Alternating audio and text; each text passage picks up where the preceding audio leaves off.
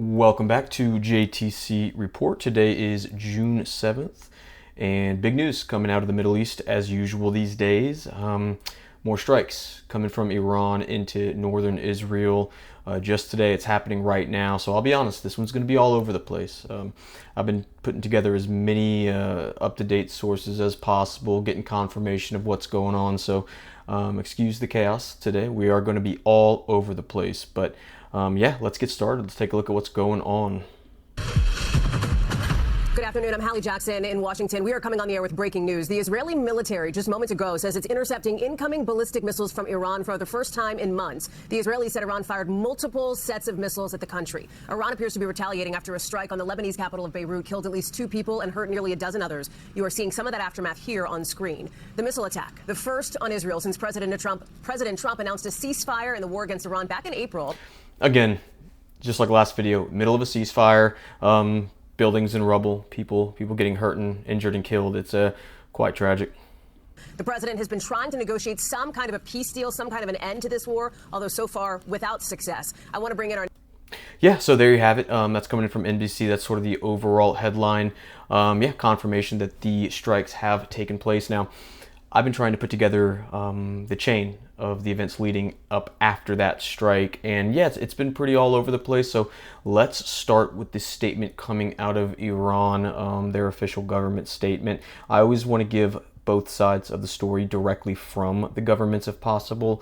So let's go ahead and read a little bit of the statement. I'm not reading this whole thing, but we'll start kind of with the most important part. So, in the name of Allah, the most gracious, the most merciful, the Zionist aggressor regime, by repeatedly violating the ceasefire, has been increasing its evils against the oppressed people of Lebanon day by day, with the green light and support of the criminal America and the silence of the international community. It has been committing war crimes using banned weapons, including phosphorus bombs, since Friday. Despite the previous warnings of the Islamic Republic of Iran, its child Zionist regime has crossed all red lines and intensified attacks in southern Lebanon, targeting the Beirut suburbs. I'll kind of cut it off there because the gist of it is Iran gave the warning in this escalation ladder that we've seen that if Israel continues its strikes and actions in Lebanon, it will consider that violating the ceasefire and will strike Israel. So they did give this warning, and then Israel carried out these strikes in the Dahiya neighborhood of Lebanon, yeah, leading to this most recent strike. So I wish we could say it was unexpected, but hey, Israel continued that action.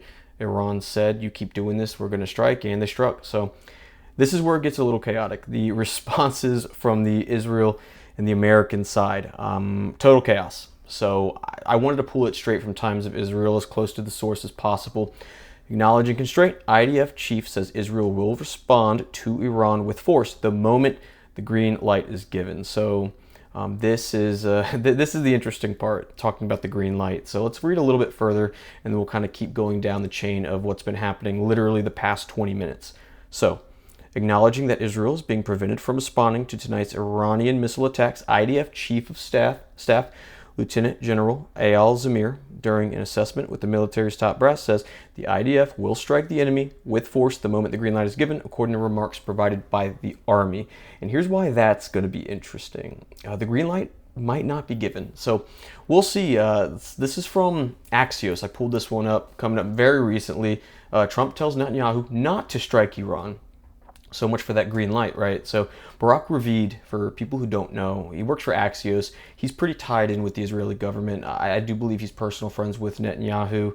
I believe he served in the Israeli military as well in some capacity. So he's pretty dialed in. He has the inside scoop on most of these conversations. So let's take a look. President Trump told Israeli Prime Minister Benjamin Netanyahu Sunday not to retaliate against Iran's missile attack and allow more time for diplomacy, according to senior U.S. official and an Israeli source familiar with the details of the call. So apparently a source in the U.S. and Israeli governments who are familiar are telling Barak Ravid that the official word from Trump is telling Netanyahu not to strike back. So you have the Israeli government, the Israeli military, I should say to be more accurate, vowing striking back when the green light's given. Trump evidently at this point is not giving that green light. So Let's keep going here. I've been pulling up sort of as up-to-date sources as I can get, talking about the specifics of the conversation. So Israeli Prime Minister Netanyahu will have no choice but to accept any deal the United States negotiates with Iran. President Donald Trump told the Financial Times during a phone interview Sunday night, following the Iranian ballistic missile attack against northern Israel. In quotes, he won't have any choice, Trump told the Financial Times. I call the shots.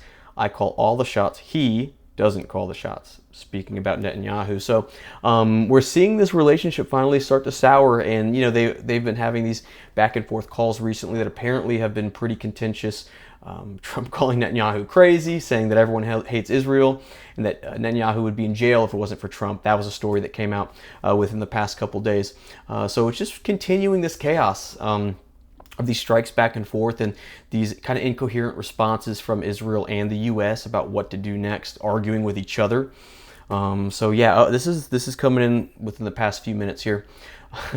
And this is I can't take. This is the chaos that we've been dealing with during this war. So look at the conflicting information here.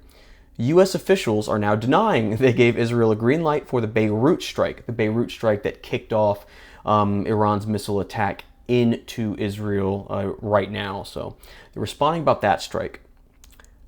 So claiming that we, the United States, did not give the green light for the Beirut strike. We had no part in this, one official said.